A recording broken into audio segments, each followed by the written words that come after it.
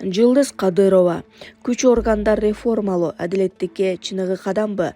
Акыркы сунушталып жаткан өзгөрүүлөр туура ишке ашса, УКМК күчтөнөт. Бүгүнкү система кандай? Иш ачылат, адам камалат, анан далил изделет. Бүгүнкү укук коргоо системада укук коргоо органдары бири-бирине өтө байланган.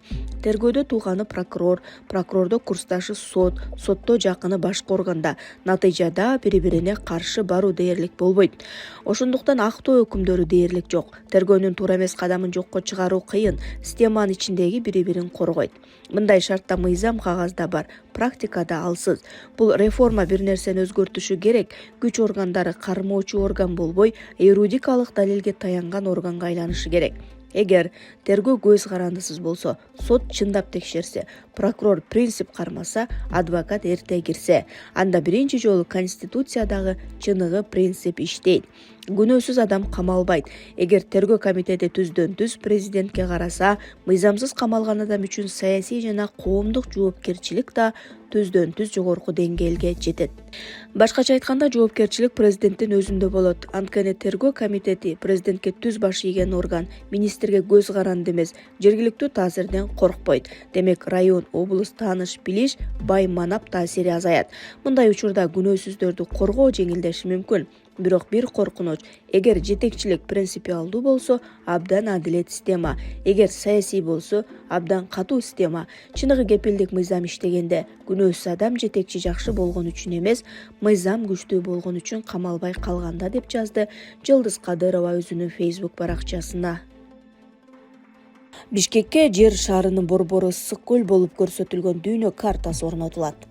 Бишкекке жер шарынын борбору ысык көл болуп көрсөтүлгөн дүйнө картасы орнотулат. Бул тууралуу президенттик администрация маалымдады. Билдирүүгө ылайык мамлекеттик катчы Арслан Койчиев 11-кылымда жашап өткөн Махмуд Кашкари түзгөн дүйнө картасынын көчүрмөсүн орнотуу боюнча демилге көтөргөн. Борбор Азиядагы ислам ренессансынын толкунунда жаралган картада дүйнөнүн борбору деп ысык көл көрсөтүлгөн. Бул демилге Махмуд Кашкари Барсканинин 1000 жылдыгына карата иш-чаралардын бир бөлүгү болмокчу деп айтылат маалыматта. Эми Маданият министрлиги сынак аркылуу эң мыкты долбоорду тандап алышы керек. Булак Спутник. Баса албай жатат.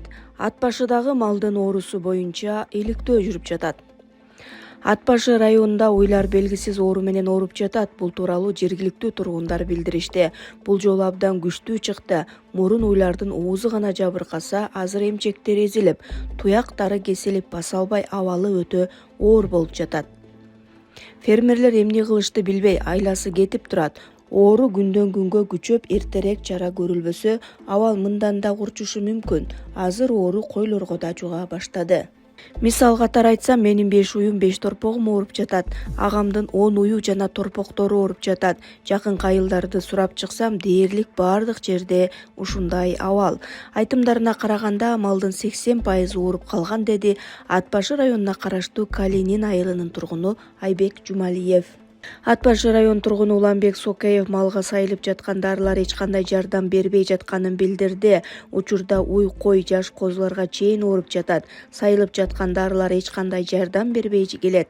Эл малынан ажырап, чыгымга учурап жатат.